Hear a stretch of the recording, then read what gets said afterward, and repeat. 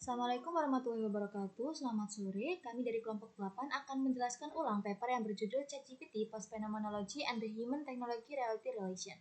Kelompok kami beranggotakan saya sendiri, Amira Zulfawidianingsi, Juwita Simarmata, dan Claudio PH. Untuk materi selanjutnya akan disampaikan oleh rekan saya. Oke, paper ini akan menganalisis bagaimana ChatGPT dan lainnya menggunakan kerangka kerja post phenomenology untuk memahami bagaimana ini dapat melampaui pemahaman klasik tentang mediasi realitas teknologi kepada manusia. Okay, next. Penulis melakukan penelitian ini dikarenakan pesatnya perkembangan penggunaan LLM. Fenomena ini menghadirkan materi analisis yang berlimpah untuk memajukan pertanyaan filosofis dan praktis seperti tata kelola dan regulasi kecerdasan buatan. Dalam paper ini, penulis itu mengemukakan dua hipotesis. Pertama itu, ChatGPT itu meradikalisasi inti hubungan dalam teori Lede antara manusia dan realitas dalam memahami klasikal dalam hermeneutika pasca fenomenologi. Yang kedua itu dengan kemampuan dalam kutip memahami teks yang diimportkan, penulis itu berteori bahwa ChatGPT itu melakukan tindakan hermeneutik. Selama user itu atau manusia memiliki pemahaman tentang dunia ketika berinteraksi dengan LLM juga dapat memberikan pemahaman serupa. Penulis akan meneliti praktik manusia yang muncul saat berinteraksi dengan LLM serta non-human practice yang juga berasal dari LLM sendiri. Selain itu, teknologi itu memiliki dua pandangan yang berbeda. Yang pertama itu sebagai sesuatu yang resah atau sesuatu yang memisahkan antara dan merusak relasi manusia dengan alam, seperti kita yang merusak peran alam secara langsung dengan manusia. Dan yang kedua itu memediasi pengalaman kita. Seperti itu apa yang mengubah cara kita melihat objek jauh. Dalam paper ini, dia juga melakukan pendefinisian ulang dalam hermeneutika, itu ke teks non-netral, di mana perangkat teknologi itu menerjemahkan materi ini menjadi teks yang bisa kita pahami. Next. Purpose approach paper ini menunjukkan bagaimana bahwa ChatGPT secara inherent bersifat hermeneutik, membaca dan menafsirkan inputnya sendiri sebelum mengajukan output. Dasar teori yang digunakan itu ada tiga.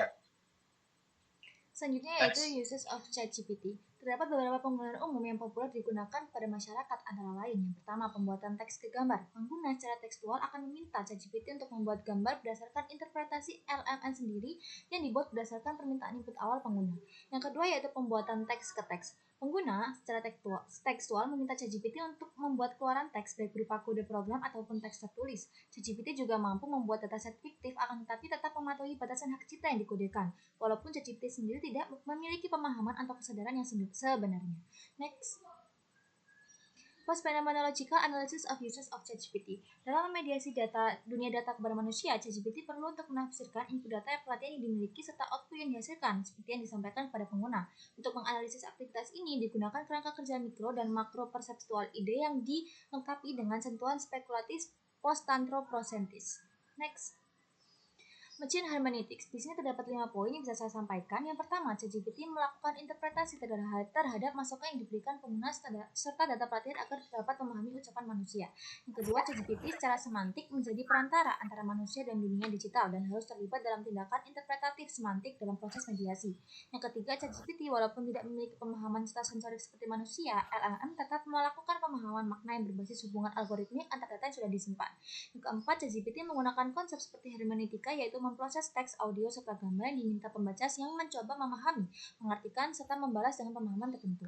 Yang kelima, ChatGPT meskipun tidak merasakan dunia secara fisik, secara langsung, tetapi harus memiliki kepekaan hermeneutis internal terhadap data dunia. Terus selanjutnya bisa dijelaskan oleh rekan saya. Selanjutnya adalah mission micro and macro perception. Di sini ada 4 poin yang dibahas. Yang pertama, konsep mikro dan macro perception.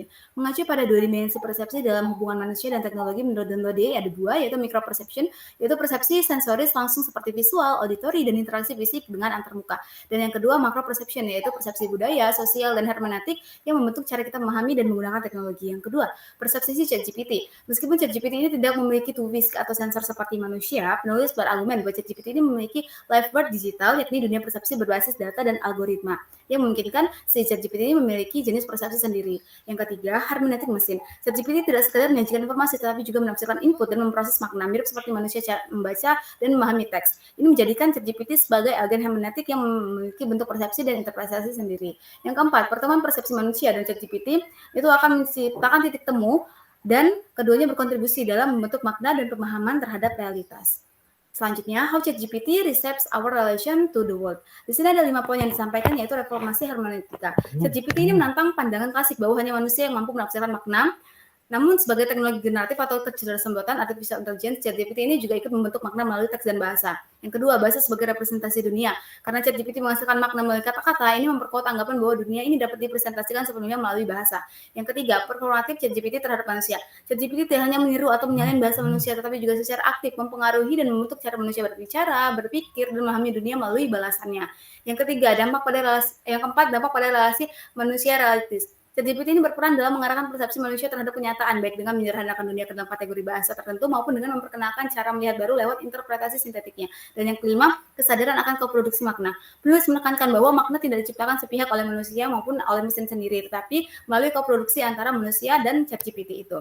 Nah, sebagai kesimpulan, paper ini menekankan dua implikasi penting. Yang pertama, ChatGPT meskipun tidak memiliki akses langsung ke dunia atau pengalaman fisik, tetapi tetap mampu memberikan interpretasi dunia berdasarkan data dan algoritma internalnya. Ini menantang pandangan klasik bahwa hanya manusia yang dapat menafsirkan makna. Yang kedua, ChatGPT dan manusia secara bersama-sama itu membentuk makna dari setiap interaksi yang berarti ChatGPT itu turut membentuk persepsi kita terhadap realitas dunia ini melalui output yang dihasilkannya. Bahkan dalam beberapa hal, ChatGPT itu seolah-olah memerankan manusia dengan cara tersendiri melalui dunia digital buatannya. Nah, sekian presentasi dari kami. Kurang lebihnya kami mengucapkan mohon maaf dan terima kasih. Wassalamualaikum warahmatullahi wabarakatuh. Selamat siang.